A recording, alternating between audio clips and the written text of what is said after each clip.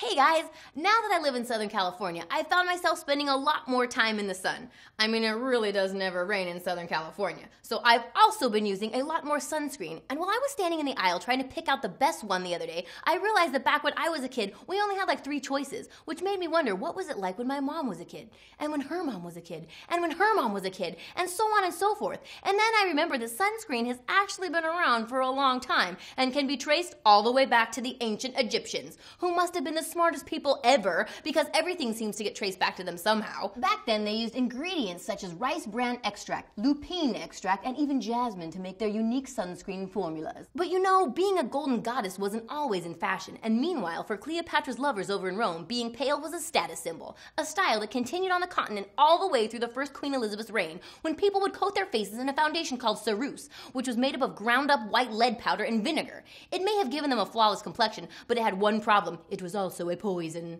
Since I don't want to be putting poison anywhere near my face, I'm grateful that Benjamin Green, a trained pharmacist and World War II airman, found Red Vet Pet, a safety concoction left by the military in life rafts, and decided to add cocoa butter and coconut oil to it, giving us copper tone. Get it? A skin tone the color of copper? Little Miss Coppertone and her adorably pale butt started appearing on their bottles in the 1950s, and shortly thereafter, tanning itself became more popular, because unlike with the aristocrats in earlier generations, being tan became a status symbol, showing that you were rich and successful and had time to relax on the French Riviera like Brigitte Bardot. An entire generation then literally cooked their bodies in the sun, all in the quest to achieve the darkest blonde tan in the summer months.